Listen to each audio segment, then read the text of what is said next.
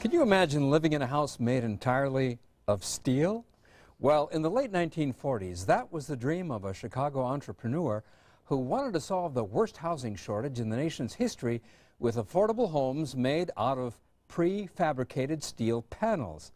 In this Chicago story, Rich Samuels introduces us to the Lustron home, which seemed like a great idea at the time.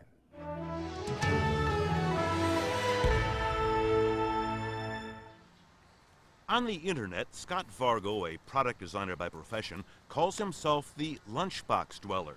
That's because his home in West Suburban Lombard is built entirely of prefabricated porcelain enameled steel, which gives it a distinct look and sound.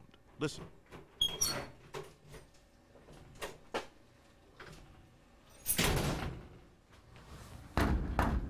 I'm sure I'm not the only guy who's done that over the years. That's what everybody does when they walk in. Scott's home is a product of the Lustron Corporation. Its parts were fabricated in a factory in Columbus, Ohio. They were loaded on a special Lustron truck, which arrived here in Lombard in late 1949. The parts were put together with sheet metal screws, and in a matter of days, there was a brand new all-metal home on South 2nd Street. You've got the dining room area here, pretty big living room here, big picture window, metal, metal, metal. You come down this area, down the hall, you've got the bathroom to the left. Let's probably turn the light on here.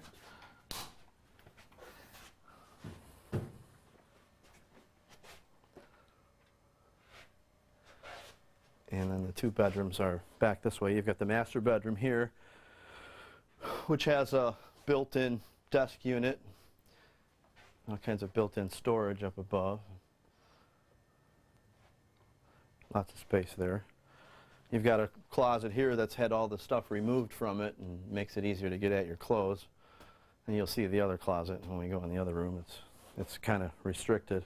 And this is the second bedroom I've made into an office. They're pretty roomy bedrooms. But there's the other closet, and as you can see, it's pretty constricted with the doors they had in it. Is there a lot of clanking and stuff that goes on in here? Yeah. Everything you do. I can show you the utility closet here. I think you get used to it after a while, but every time you want to get something out of the closet, get it. A little loud. Well, it is steel, isn't it? Yeah. It has pocket doors that slide out. There's a latch in here you pull, and I understand a lot of people have trouble with these not working, but these actually still work.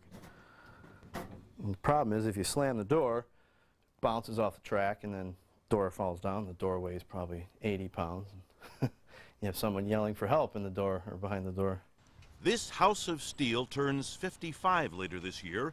Lustrons were built to last with minimal maintenance. As far as exterior cleaning, you just turn a hose on it or something like that? Yeah, and I've actually heard people wax them with car wax as well to shine them up a little. But that's pretty much it. It's the same surface on the outside as the inside. The roof is also porcelain-coated steel. The roof's faded a little with the sun, so I don't think there was any UV considered back then. Just dents in it where people have hit it in the driveway. And if you break the surface off, then the metal rusts, unfortunately. But if the coating stays on the metal, it protects it. Carl Strandlin, an executive with a firm called Chicago Vitreous Enamel, was the man who dreamed up the Lustron House of Steel. Before World War II, Chicago Vit manufactured porcelain enameled steel panels for Standard Oil filling stations and White Castle restaurants. When the war ended, Chicago Vitreous Enamel wanted to go back into that same business, but the government had curtailed the use of steel because of the war. And they said, but if you would build houses, we would give you all the steel you wanted. The veterans of World War II came home to the most acute housing shortage in the nation's history.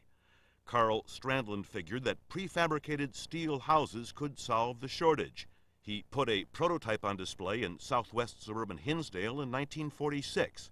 He obtained $50 million in loans from the government, and Uncle Sam gave him a factory in Columbus at low rent where he could mass produce his houses. Americans desperate for housing lined up for blocks to see the first Lustron model homes. The first 10 houses were all set in major cities. The very first house was done in New York City.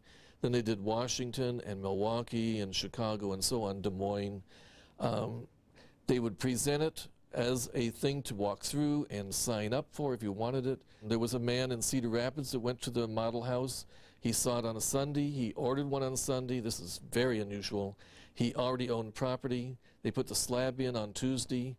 The house was up by Saturday. He was in it on Sunday. So from bare ground to living in the house in 1 week.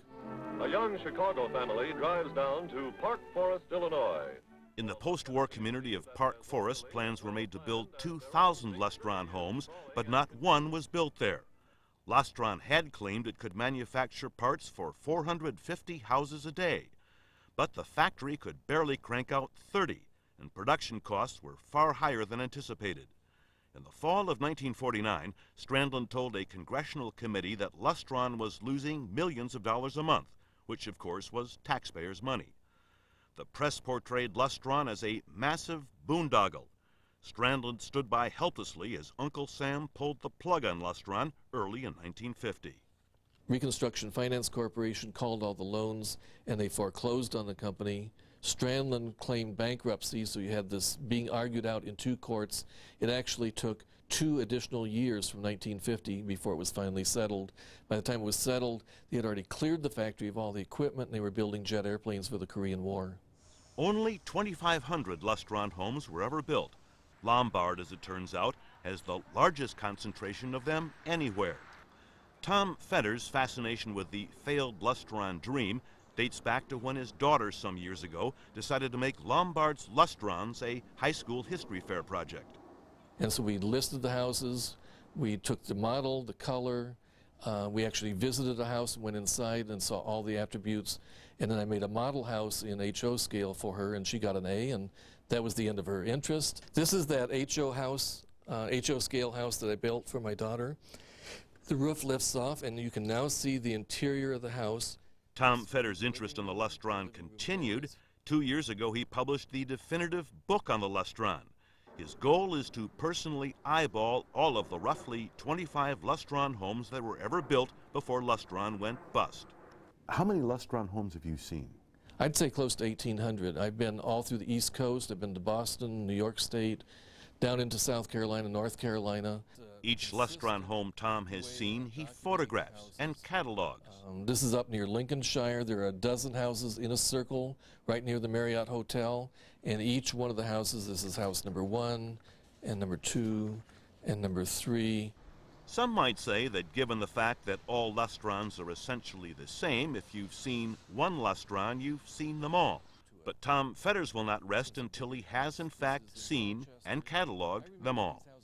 Your most recent find? Most recent find was only a week ago, and we were in St. Cloud, Minnesota. I went to the fire department, and the man remembered there were some in a specific neighborhood about 4 blocks by 5 blocks.